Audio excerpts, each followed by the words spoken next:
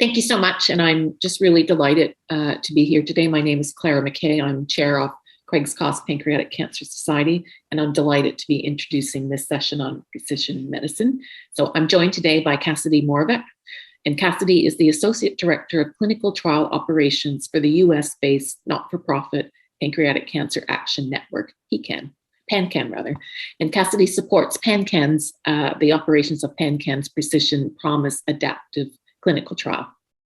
She also serves as the patient advocate, providing the pancreatic cancer patient perspective for the National Cancer Institute Pancreas Task Force, the National Comprehensive Cancer Network Pancreatic Adenocarcinoma Guidelines, ASCO's Gastrointestinal Cancer Guideline Advisory Group, and the Society of Nuclear Medicine and Molecular Imaging Patient Advocacy Advisory Board. Cassadie participates in workshops or work groups focused on broadening clinical trial eligibility criteria, providing better access to clinical trials, and ensuring patients understand and have access to biomarker testing and genetic testing for inherited mutations. So the standard of care provides variable efficacy at increasing survival across individual pancreatic cancer patients. And this is largely due to the diversity of the molecular composition of pancreatic tumors.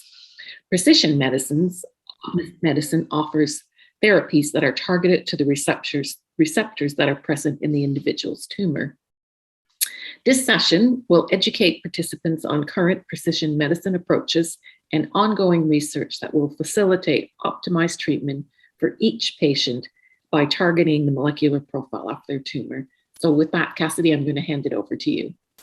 Okay, so thank you so much for joining me today, and thank you for having me come to speak today. It's a pleasure to be here.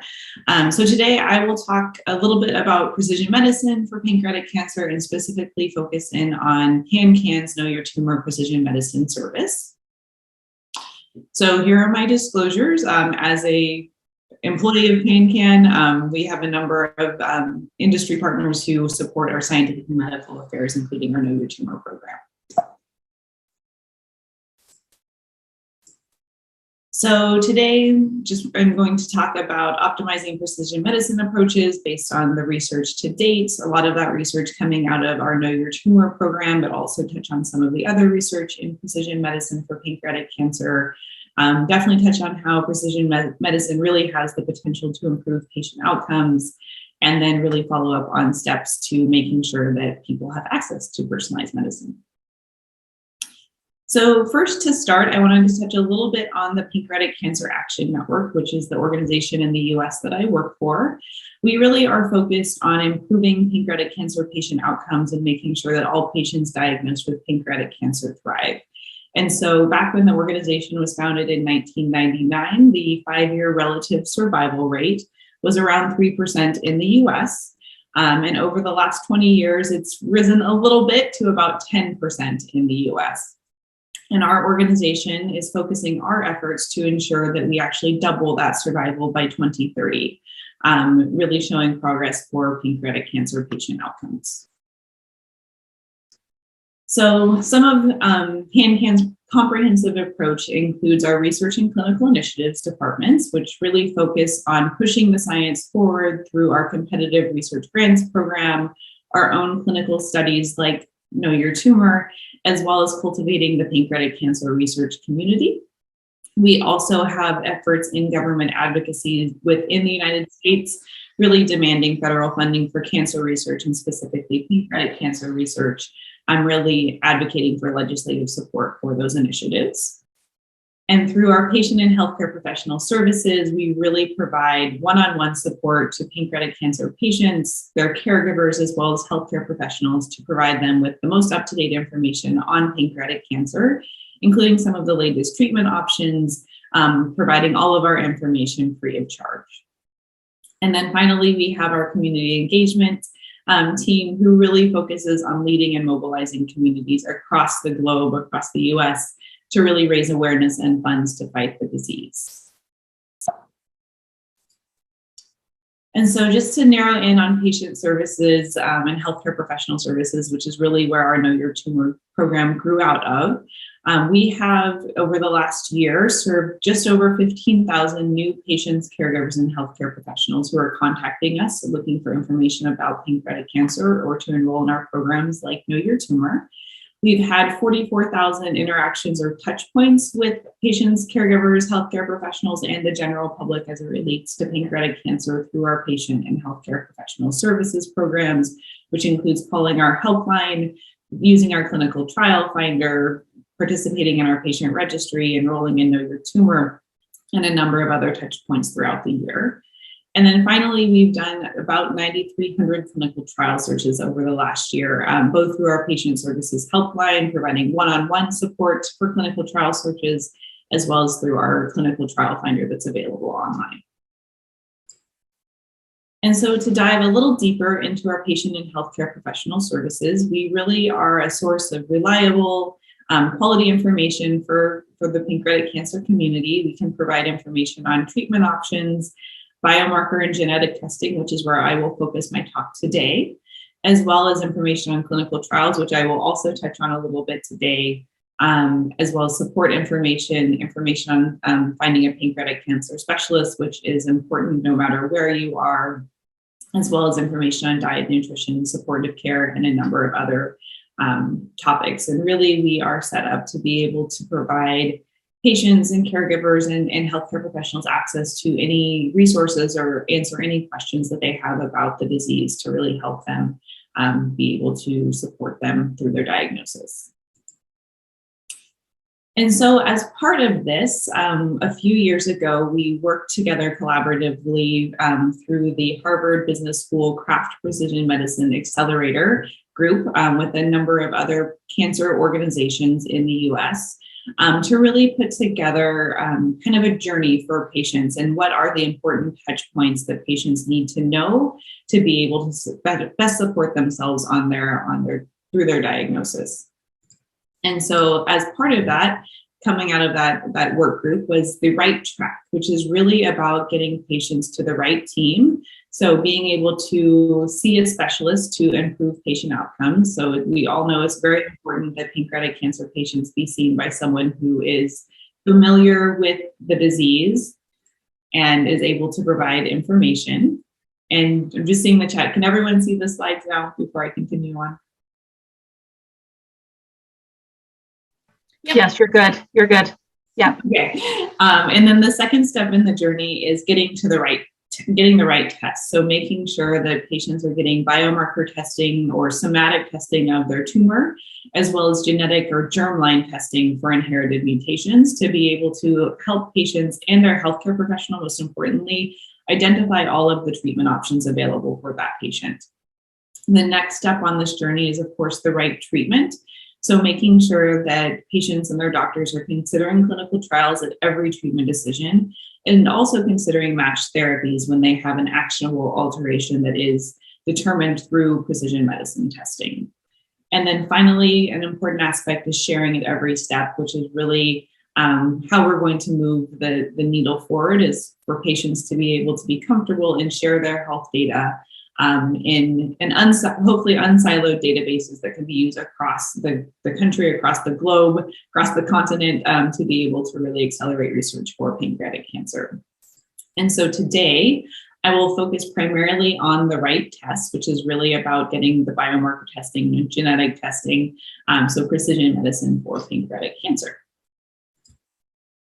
And so really, we know from research over the past few years that patients treated with matched therapies for pancreatic cancer that are selected through biomarker testing do have better outcomes. And I'll show you a little bit of that research in just a moment.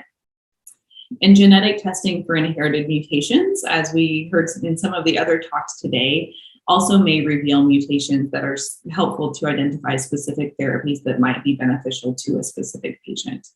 And so our Know Your Tumor Precision Medicine service has been helping to identify treatment options for healthcare professionals and their patients over the past 6 years now.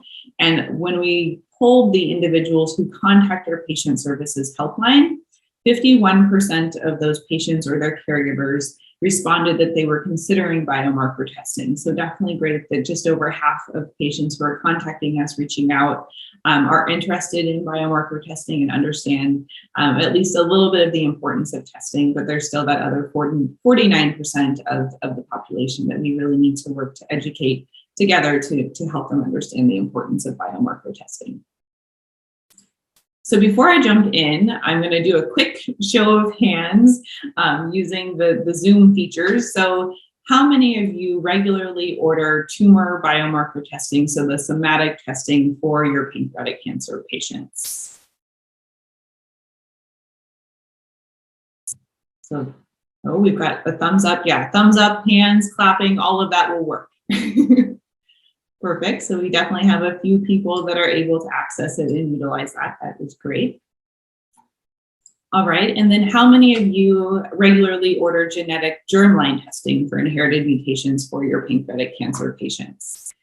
So again, thumbs up, show of hands. We've got at least a couple. Oh, we've got a thumbs down. I'm guessing that's negative. Okay, good. Okay, so definitely a breadth of reactions across the board. So thank you for participating in that.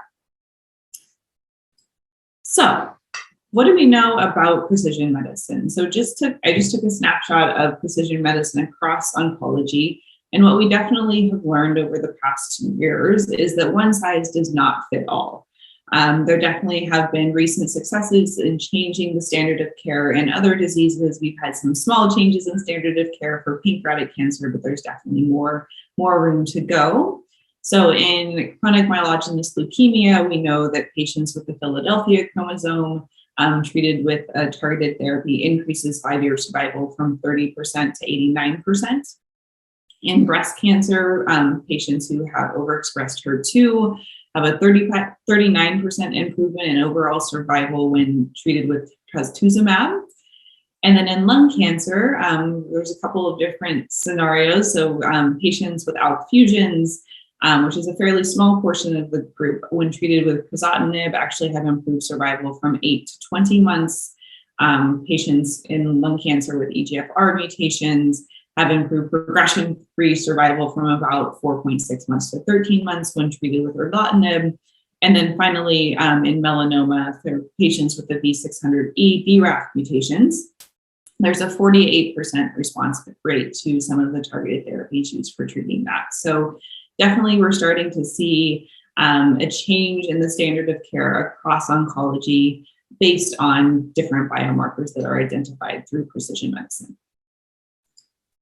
And so taking a step back in time to 2014 for pancreatic cancer, which is really when we started thinking about our Know Your Tumor precision medicine service. And one thing that we looked at is that precision medicine really wasn't even being considered as part of the care for pancreatic cancer when it was being considered and was part of care for other cancers. So obviously access to precision medicine testing wasn't available widely for pancreatic cancer patients in the US or really globally. And so really what that looked like in 2014 and what we knew at the time was that there were some patients, approximately 10% give or take, had BRCA mutations. And we knew from some of the data that those patients did respond well to platinum therapies. We also knew, and we continue to know, that over 90% of patients have KRAS mutations. And at that point, there weren't any KRAS drugs really available or even being studied, which really made KRAS undruggable at that point in time. And then also when we were talking to our medical advisors about a precision medicine service and if this was possible and if they would support it, there definitely was some nihilism in the medical community that really felt the precision in medicine in pancreatic cancer wasn't going to be feasible, that we wouldn't be able to get enough tissue to be able to complete the testing, that the tumors themselves were so heterogeneous that we wouldn't be able to really pick a particular medicine to be able to help these patients, and that also there weren't a lot of targeted treatments out there. So we were met with some hesitation, but we charged on in the face of that adversity. And I'll tell you a little bit more about the program in a moment. But for now, I wanted to share where we are with pancreatic cancer precision medicine today in the US, and it sounded like from talks earlier today that some of this is starting to positively impact patient care in Canada as well. So both the National Comprehensive Cancer Network and the American Society of Clinical Oncology have recommendations for precision medicine when it comes to treating pancreatic cancer patients. And so there are recommendations for patients to receive genetic or germline testing for inherited mutations for all patients with a pancreatic cancer diagnosis. And also for patients with advanced or metastatic pancreatic cancer, for those patients to undergo biomarker testing of tumor tissue to look for somatic mutations in the tumor that might impact their treatment options. And so because of these changes in the guidelines, which happened around 2019, insurance companies in the US are starting to cover the costs of testing outlined in the guidelines. So in the US, we've definitely seen that patients who are being seen in academic or high volume institutions have been able to successfully access biomarker testing. If they are insured, they're able to get access to be able to cover that testing. And they definitely have some potential benefits with going to a high volume or academic institution and being able to get testing through that institution, either as a partnership with a third-party testing company or part of a clinical trial at that institution, or even just an in-institution lab test that has been developed and validated at that institution. And so for those patients, there's often faster turnaround time for testing, although there is still some improvement for turnaround time needed across the field. Also, the doctors ordering the tests often have confidence in the testing because they are familiar with it, they're ordering it regularly, likely for other cancers as well as other pancreatic cancer patients. And often because of this, it makes the process easier for the patients. But we do know that there are a number of patients across the country, across the globe, who obviously don't have access to an academic or a high volume institution and are seen in the community setting. And I think that really is the majority of patients, somewhere around 80% of patients in the US are seen in that community oncology setting. And may not have access to testing, or they don't have insurance coverage for testing. And because of this, we've kind of positioned our Know Your Tumor Precision Medicine service to be able to provide access to testing for these patients in these situations, because PanCAN is actually able to cover the cost of the testing. The patient or the patient's insurance company would still be responsible for the copays associated with the biopsy to receive the testing, or the surgery if they're a surgical candidate to obtain the tissue, but PanCAN is covering the cost of the testing itself. And so just based on the newest guidelines, PanCAN did put together kind of this targeted messaging statement for healthcare professionals when we're communicating about the importance of precision medicine. And really the message is that patients with matched therapies selected through biomarker or genetic testing can live longer, and that PanCAN supports the guideline recommendations for all patients to undergo genetic testing for inherited mutations at diagnosis, and for patients to undergo biomarker testing of their tumor tissue unless clinically contraindicated. So obviously there are some patients who are unfortunately diagnosed sometimes too late, or they don't want to pursue treatment, which is obviously a patient choice. And so obviously if they're not wanting to pursue treatment, there's not a need for tumor testing for those patients. And then we also just emphasize the genetic testing for inherited mutation also can inform family members of risk independent of family history. So we've definitely known that patients oftentimes who receive genetic testing have an identified germline mutation. The family history doesn't indicate that they would have that mutation. So definitely important to be able to pass that additional information on to family members and really have that cascade testing if there is something found in germline testing. And so that leads us to our Know Your Tumor Precision Medicine service, which really is positioned to be able to help patients have better treatment outcomes. And it is accessed through PanCAN's Patient Services Helpline, which is open Monday through Friday, normal business hours in the US, which luckily lines up with Canada as well. And really, this service allows patients to have access to biomarker testing of tumor tissue who may not be able to access or afford testing otherwise. So when we first started Know Your Tumor back in 2015, really at that time, we opened it up to all patients because molecular profiling and biomarker testing wasn't available across the board. And so we really wanted to be able to prove if precision medicine was possible in pancreatic cancer. And we were really looking to enroll all patients because obviously at that point, no one had access to testing. But over the past couple of years with the changes in guidelines, we really have pivoted to be able to provide this service to patients who wouldn't have access to it otherwise. And we know that biomarker testing can provide patients and their doctors with information that could help make a treatment decision in the future. And I'll touch on this a little bit later, but we've definitely learned over time that it's important to have these results sooner rather than later. So testing as early as possible is definitely ideal so that a patient who is on treatment and doing well, but maybe the treatment starts to fail the patient would then already have their testing results and they can be having a discussion as to what to do next. And then also the information gathered from our Know Your Tumor precision medicine service really contributes to what's known about the genetic changes in pancreatic cancer because we continue to publish on this service. With the patient's permission, they do consent to us being able to share this for research and education purposes. So some of the current eligibility requirements I wanted to go over just because it might be applicable to your patients and to your practice. So we really are enrolling all patients with a pancreatic malignancy. Of course, most of the patients have adenocarcinoma because about 95% of patients diagnosed with pancreatic cancer are diagnosed with that type of malignancy. We need to be able to hopefully have fresh tissue. So we do want to make sure that tissue is obtainable from the patient, either via a biopsy, such as a core biopsy, or via surgery if a patient is going into surgery. Or if it's archival tissue, that it's less than 6 years old because it's more likely to pass our vendor's quality control measures.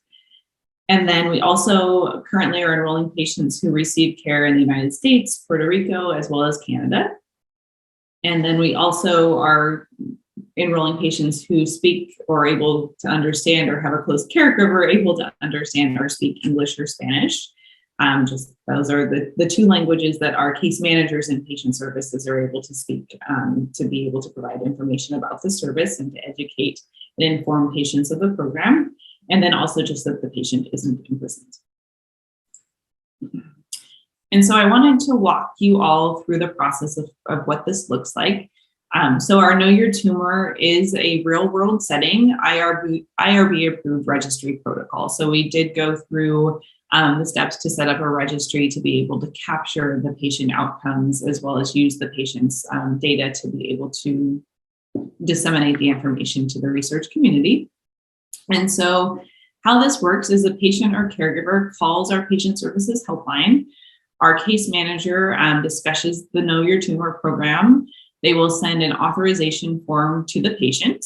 The patient will read through that. We'll read through kind of all of the questions that the patient has, answer any of the question.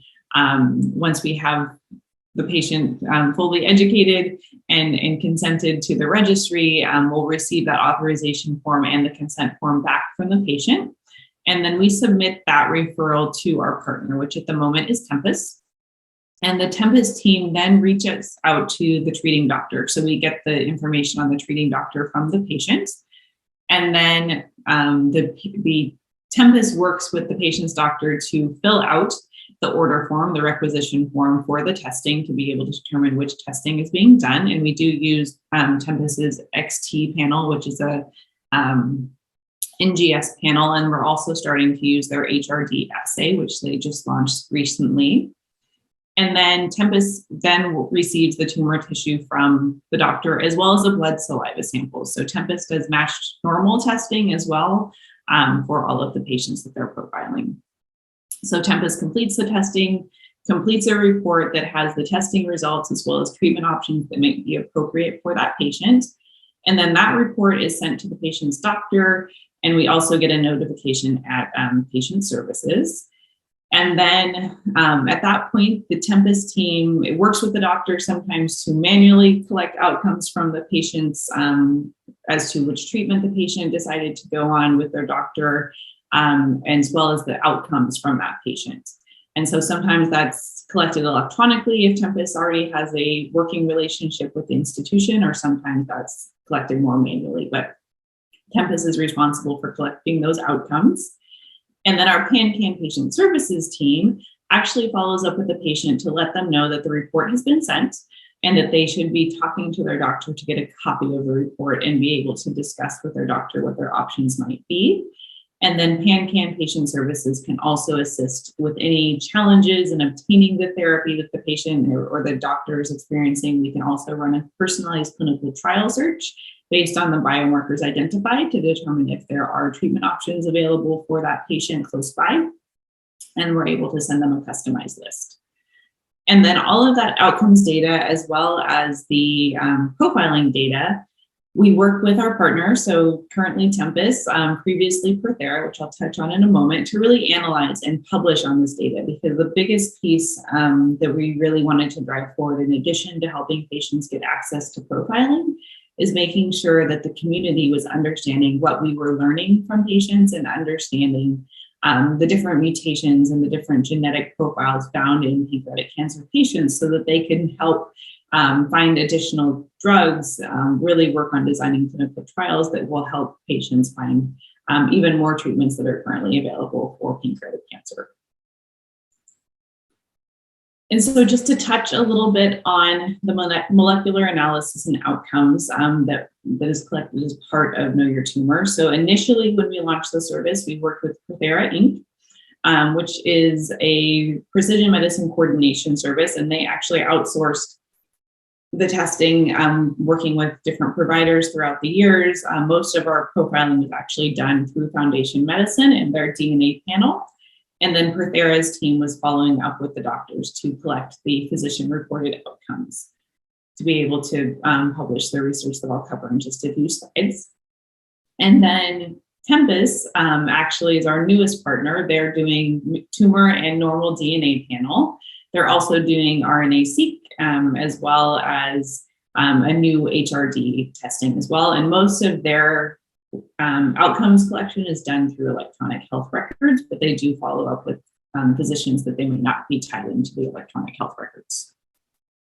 And so over on the right here is just an example of some of the data coming out of our Know Your Tumor program. This was presented at the American Association of Cancer Research Pancreatic Cancer Special Conference in 2018, really just showing the DDR and MSI high patients that we've identified, the really small treatments that you're not going to be able to read that they went on, and then kind of how well they did on those treatments.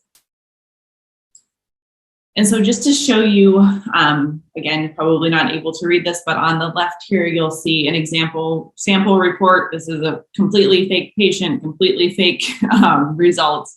But just to show you here, there are the genetic matches. There's the germline matches that are found through that incidental normal sample testing.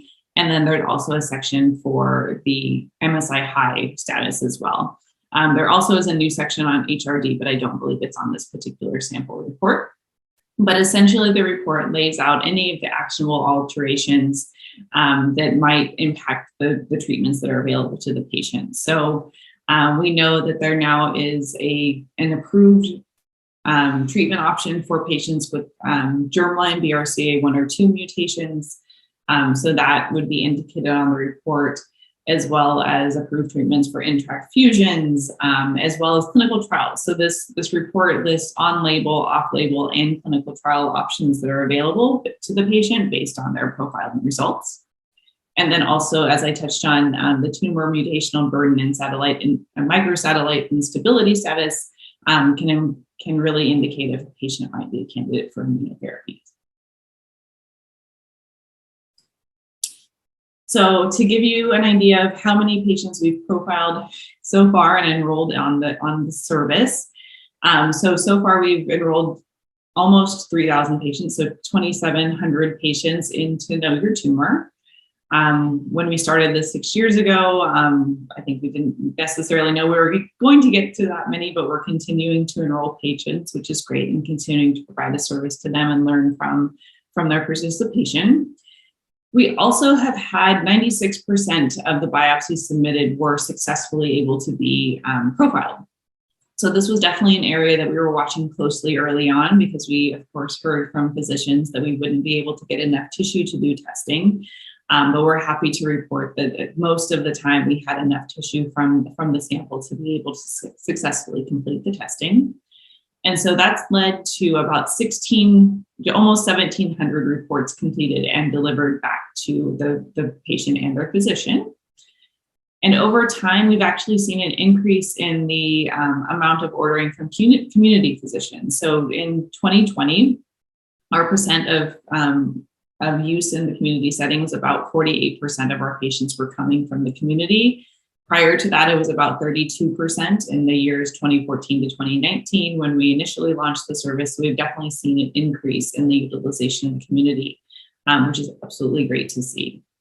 And then as far as US-centric, we've had 49 states with patients enrolled. We have one holdout, I believe it's Rhode Island, but we've also been able to provide profiling to patients outside of the United States, including patients in Canada. So definitely want to make everyone aware that this is available to your patients who need access to testing.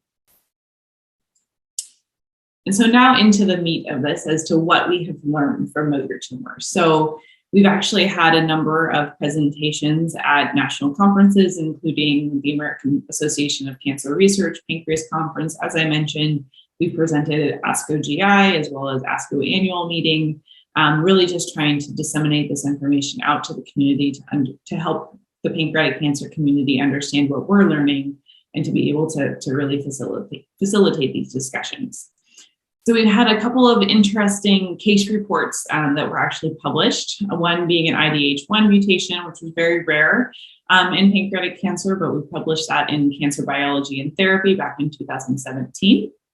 We also had a recent case report of an intract fusion, actually an adenosquamous pancreatic cancer, published in the Journal of the NCCN just this year in 2021. We've also done a couple of concordant studies. So early on in 2017, we're getting a lot of questions around liquid biopsy versus tumor tissue. And we did do a small study where we had matched samples being sent for tumor testing as well as liquid biopsy testing. And we actually found that that liquid biopsies weren't picking up nearly as much as the tumor testing. So our conclusion at that point in time was that the liquid biopsies really aren't ready for mainstream use in pancreatic cancer, but I know that the technology and the science continues to change in this, and I'm definitely interested in what can be happening in the future to make this more accessible and hopefully easier for patients to get access to biomarker testing. We've also did concordant studies looking at the primary pancreatic tumor versus a metastatic tumor site, published in the British Journal of Oncology back in 2019. And we found that the primary tumor and the metastatic tumor, while having small differences, were relatively the same when it came to the testing results, which was good to know because most of our samples were coming from metastatic tumor tissue, but we were able to get some primary tissue samples as well. And I see a question coming up in the chat box that I will go ahead and answer while we're here. So the current minimum specimen requirements is actually a core needle biopsy for the tissue. So most of the time that is a core needle biopsy that's percutaneously collected from a metastatic liver lesion. So that's generally the case of how most of the tissue is acquired. It's about 6 to 8 cores that we need. Sometimes we can do it with a little bit less. The technology, of course, is continuing to get better. But right now, the requirement is a core tissue biopsy or even a surgical sample or partial surgical sample when those are available. And then as far as outcomes, which is where I'll dive into a little bit more of the data. So for the first 600 patients we profiled in Know Your Tumor, We published back in Clinical Cancer Research in 2018 that these patients we were able to complete the testing. We were finding actual mutations and that patients were doing better. We also did a publication on the DDR alterations in response to platinum therapy in the Journal of Clinical Oncology, Precision Oncology in 2019. I'll touch on that a little bit in a moment, as well as overall survival in the first 1,000 patients, published in Lancet Oncology in 2020. And then finally, a paper that just came out this last fall on RAF mutant patients and targeted treatments in the Journal of Clinical Oncology, Precision Oncology. So to dive into the results from the first 640 patients, so this is the Clinical Cancer Research publication. So we found over here on this pie chart on the left that 50% of patients didn't have an actual alteration. We found that 23% of patients had an alteration that modifies options. So it's in the pathway, such as the Wnt pathway, MET, those types of things, but wasn't highly actionable in how we classified them. And then 27% of patients did have a highly actionable mutation identified. And we, here on the right, I've provided the list of what we had classified as highly actionable. So BRCA1 and 2, PALB2, ATM, CHEK1, 2, FANC A and C, all of those really indicating potentially a PARP inhibitor might be of help when it comes to treatment options, might be a valid treatment option. We also found STK11, AKT and TSC mutations, indicating potentially an mTOR or AKT inhibitor. Also CDK4/6, indicating CDK inhibitors, FGFR inhibitors, ORB2 for HER2 inhibitors. We've also seen some RET fusions, some NTRK fusions, some TOP2A, BRAF, ALK, and ROS1. So definitely a lot of different mutations. I think a good chunk of the mutations we were finding were really in the BRCA, PALB2, ATM area, but definitely did find a number of actionable mutations in low numbers across our patients. And so to dive in a little bit here, so that first 640 patients, like I said, we found that 27% were found to have highly actionable alterations. And we were also able to identify that for those patients that we had treatment outcomes data, that patients with the highly actionable alterations who went on to a treatment that matched their tumor's profile actually had more than double progression-free survival compared to patients with similar alterations who didn't go on matched therapy. So we were excited to see from this real-world data set that we were starting to see a separation in the progression-free survival for patients who were able to receive matched therapy. So we continued collecting data. I said I would touch a little on the DNA damage repair defects. So I think we had known this kind of from early data that patients with BRCA1 and 2 did well on platinum-containing chemotherapy. We looked at those mutations that we had identified in Know Your Tumor, as well as other DNA damage repair defects, and did determine that patients with those mutations did live longer when treated with platinum-containing chemotherapy. And there definitely were some slight differences in survival based on the type of mutation that was identified.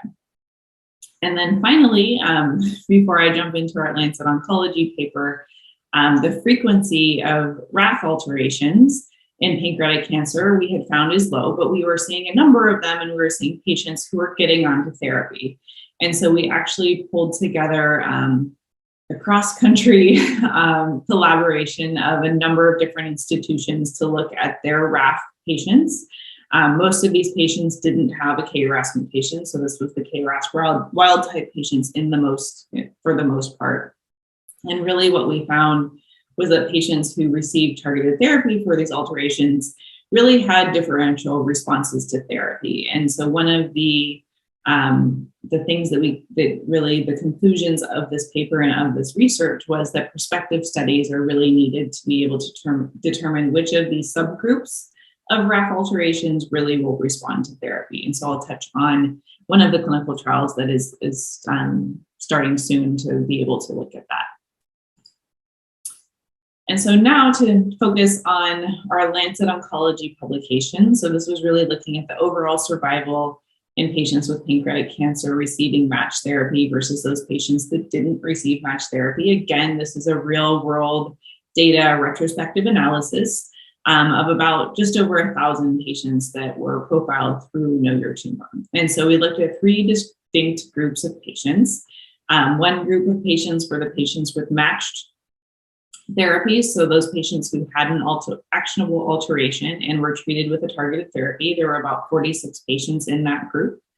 There was the unmatched group, which were those patients who had an actual alteration but didn't receive matched therapy for one reason or another, and that was about 143 patients. And then those patients with no marker, which was no actual alteration found, which is about 488 patients. And these were the patients that we had outcomes data on. So there were a number of patients that we hadn't had outcomes data collected on, so those weren't included in the analysis. And so the results from this, again, about 27% of those patients in this group had actionable alterations, so very consistent with our early publication. And then over on the right, you can see the different groups. So the matched therapy group is this red line. The unmatched therapy group, which is the group that had actionable alterations but didn't receive a matched therapy, is this blue line. And then this greenish teal line are those patients who didn't have an actionable alteration. And so really what we found is that the median overall survival improves by more than 1 year for those patients who have an actual mutation and are able to get a matched therapy over the other 2 groups. So this was really exciting data. Again, just the main takeaway that the matched patients had significantly longer overall survival than either the unmatched and the no marker patients. And so here you have it laid out. It was about 2.5 years of median overall survival for those patients with matched therapy, and about 1.5 years for the patients with an actual alteration who didn't receive matched therapy, and about 1.3 years for those patients without actual alterations. So definitely starting to see a spread and an impact on overall survival when it comes to obtaining matched therapies. And so our main takeaways from this really were that patients should be undergoing genetic testing for inherited mutations, as well as biomarker testing as soon as possible after their diagnosis, and then to be able to get onto a targeted therapy if an actual alteration is found. So that was a lot of Know Your Tumor data. Just wanted to touch on some of the other data that, of course, was happening. And this is definitely not covering all of it, just picked out some of the other research that was happening about the same time early on. So in July of 2017, from Memorial Sloan Kettering, they have published a data set of about 336 patients. 26% of those had actual alterations. So very much in line with what we were finding. And about 3% of patients went on matched therapy, but there wasn't outcomes data presented at that time in that publication. In December of 2017, I believe this is the COMPASS data from the University Health Network Toronto. For 63 patients, about 30% had actionable mutations. And then, as we've heard in some other talks today, they had aligned subtypes with treatment response and prognosis. And then there was also a data set in 2018 out of Dana-Farber for 71 patients, again, about 30% actionable. And about 30% of those patients had a change in clinical management due to the results, and they were using in-house sequencing there. And then an updated COMPASS study in February of 2019 for 157 patients, again, 30% with actionable alterations, and again, continuing to align subtypes with treatment response. So a lot of work, and I'm just scratching the surface here, going on in precision medicine for pancreatic cancer. And so I wanted to touch on some of the matched therapies, touched on it a little bit from our publication early on, but wanted to bring it up here as well. So for MSI high patients, patients with high tumor mutation burden or MMR deficient, there are immunotherapy drugs that are potentially available for these patients. About 3.4% of our patients had these types of alterations.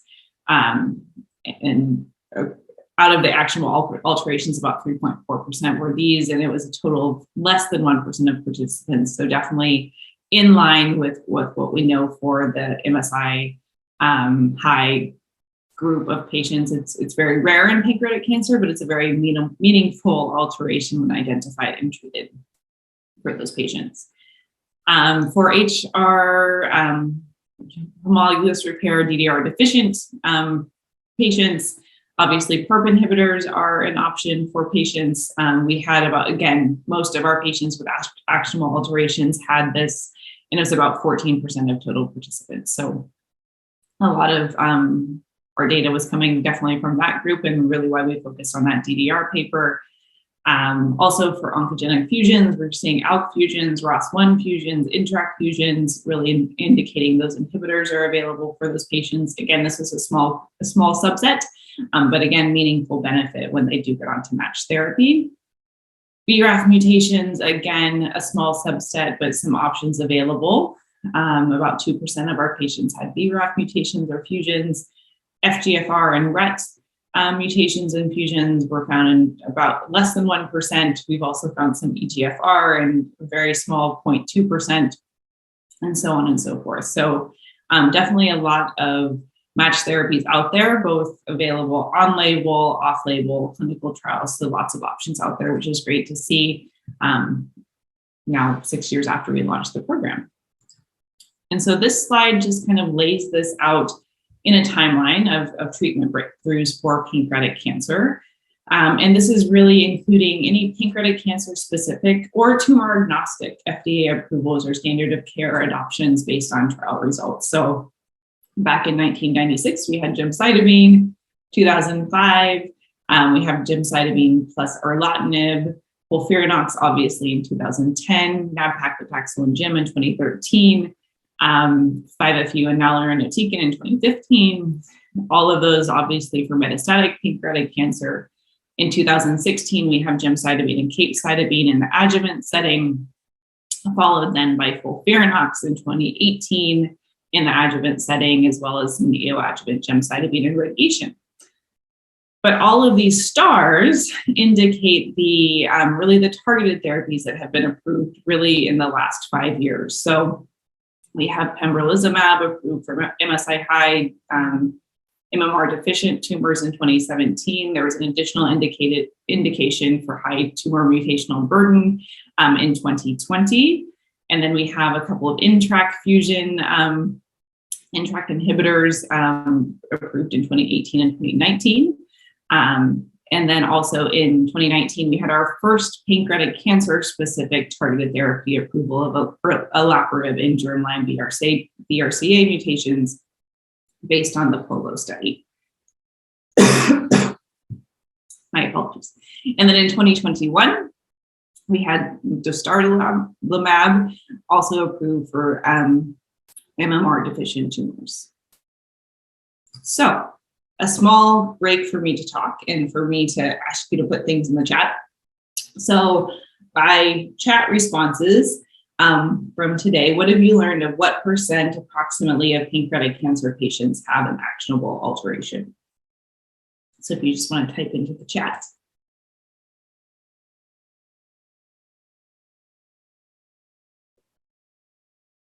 Don't be shy.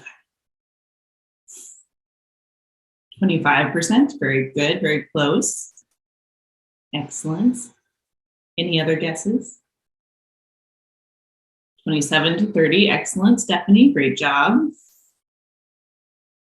All right, yes, so it's about 27 to 30, well, 26 to 30% based on the studies that I reported. So definitely in that, about a quarter of patients have an actionable alteration.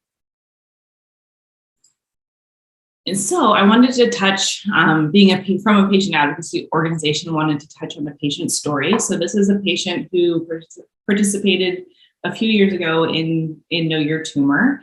And this is David. He was 59 years old, and he was diagnosed with metastatic pancreatic adenocarcinoma with mets to multiple lymph nodes. His Know Your Tumor results actually confirmed that he was both MSI high and MMR deficient, which is, again, about 1% of the patients who are profiling through Know Your Tumor. And so he started pembrolizumab.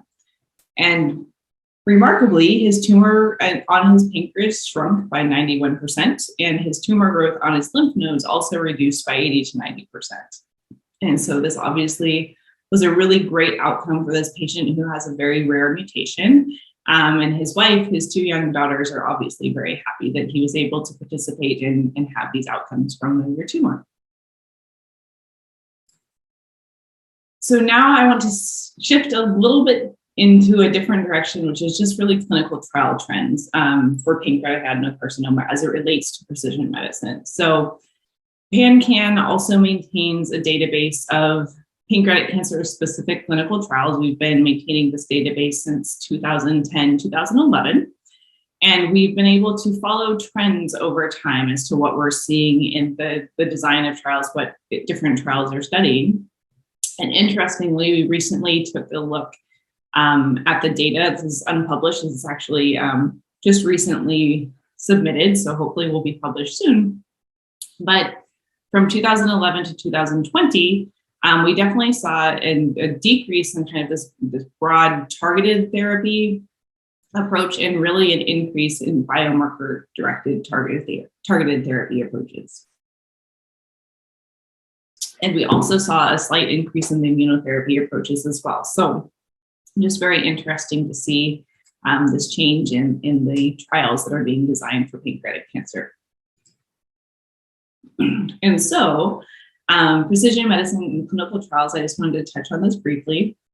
So many clinical trials these days, and definitely more and more, are utilizing biomarkers both in pancreatic cancer specific studies as well as those solid tumor studies that really cut across tumor types and are really looking at a specific biomarker.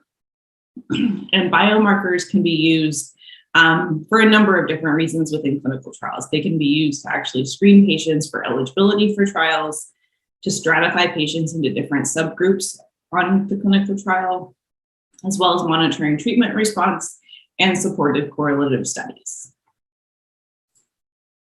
And so I won't get into the nitty-gritty details of all of these trials, but just wanted to show kind of the breadth, well, scratching of the surface of the breadth of trials that are available for pancreatic cancer, touching on some of the trials available in Canada and some of the trials available in the US as well. So first, we heard a little bit about this earlier today, but the PASO-1 trial is obviously looking at signature stratification for treatment, really looking at the biomarker profile of those patients and doing a lot of great correlative research on pancreatic cancer patients in response to therapy. These next couple of trials, so the zenocutuzumab in patients with NRG1 fusions is obviously a trial that's using a biomarker to select a specific group of patients. This is a fairly rare mutation in pancreatic cancer. So this trial is actually enrolling in multiple solid tumors, but they do have a pancreatic cancer expansion cohort.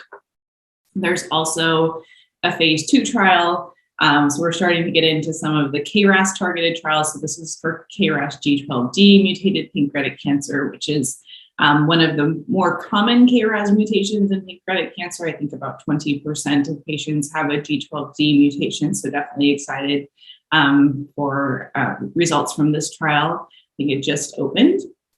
There's also a trial looking at KRAS, another KRAS mutant pancreatic cancer, looking at binimetinib and hydroxychloroquine, again, for a biomarker selected group with KRAS.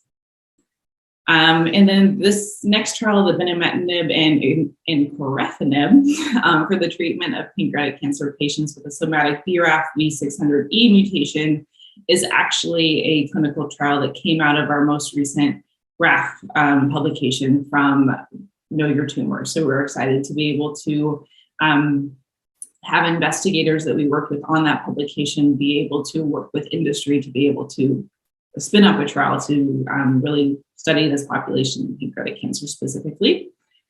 And then a couple of the bigger US-based trials. So the MATCH trial through the NCI obviously was putting patients in different subgroups based on their biomarker, their mutation that was identified, as well as the TAPER trial, which really was looking to use already approved drugs in the US across patients based on biomarker. And then finally, I'll touch a little bit on this last trial, which is PanCAN's Precision Promise, which is a multi-center trial that's really set up to evaluate multiple regimens in pancreatic cancer through a platform trial. And we're doing some biomarker work retrospectively as part of this trial. So I will go into a little bit of that. So Precision Promise is a clinical trial platform. So it's actually a master protocol clinical trial. It is a phase 1/2 trial that is suitable for FDA registration. So if a treatment arm in Precision Promise proves to be better than standard of care based on the statistical design of Precision Promise, that package can then be taken to the FDA for possible registration of that particular treatment.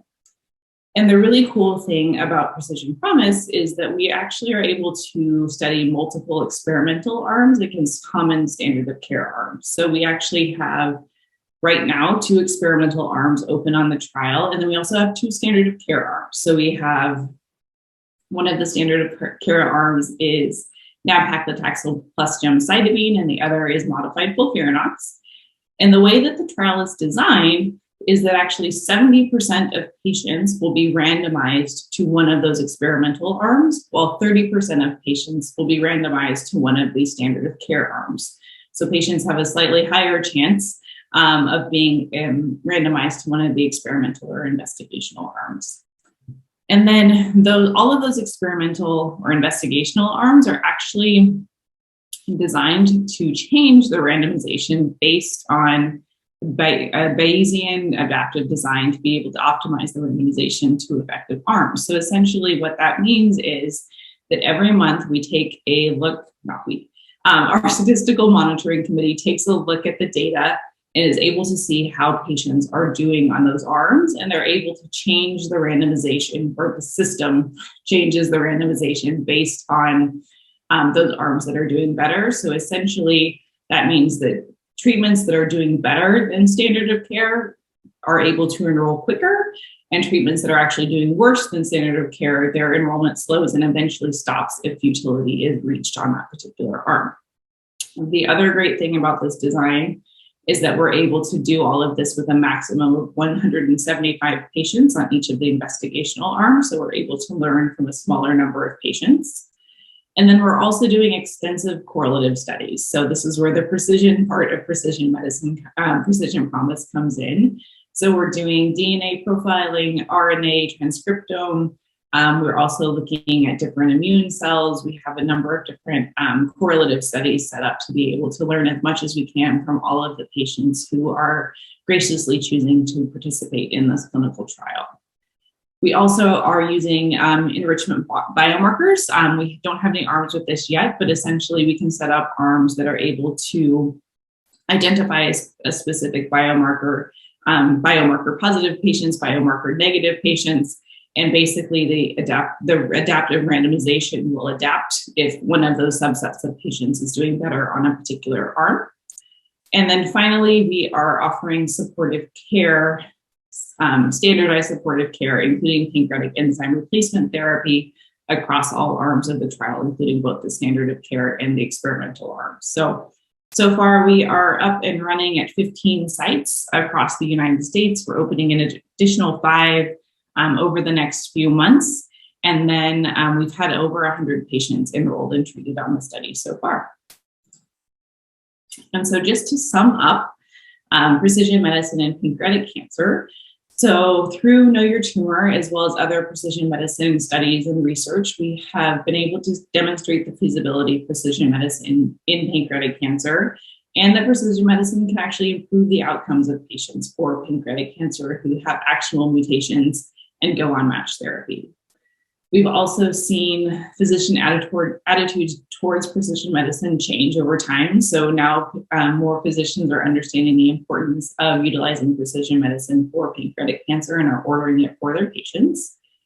We've also seen multiple tumor agnostic drug approvals from the FDA based on biomarkers found across different cancers, as well as had our first pancreatic cancer specific biomarker targeted drug approved by the FDA just a couple of years ago. We've also seen changes in treatment guidelines to include precision medicine to be able to influence and determine a patient's treatment plan for pancreatic cancer. We've seen broader insurance coverage in the US, and we've also seen an increase in the number of clinical trials studying precision medicine approaches in pancreatic cancer. And so just some next steps and takeaways. So some of the things that we continue to educate physicians and patients on is really to make sure that physicians are reviewing up-to-date treatment guidelines to ensure they're familiar with the precision medicine approaches and treatment options available for pancreatic cancer.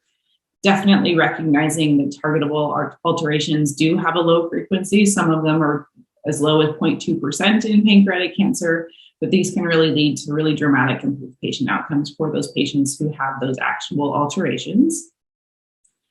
Also, it's really important to order tumor biomarker testing and genetic testing for inherited mutations early so that the test results will be available to inform future treatment decisions.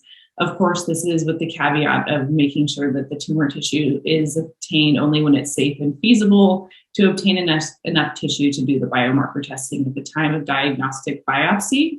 So some of the hesitations we hear from patients is they don't want to have a second biopsy. So definitely, if it's feasible to get enough tissue for the testing at that diagnostic biopsy, that is absolutely preferred. And then also for those working in the precision medicine research arena, definitely just publishing data with outcomes related to precision medicine in a timely manner so that we can continue to move the field forward together.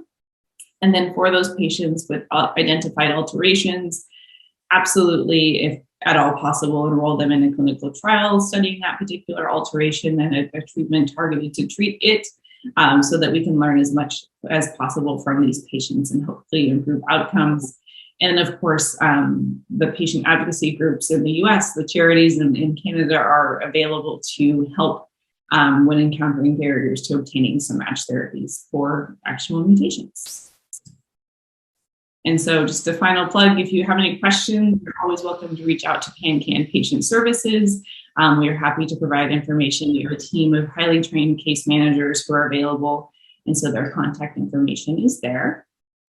And then finally, just want to thank the organizers for inviting me to talk. Thank you to all of the sponsors who made this program possible. It's definitely great to be able to share some of what we've learned from Know Your Tumor and in the US, and hopefully look forward to seeing this more broadly implemented in Canada as well. So with that, I will stop and I will take questions.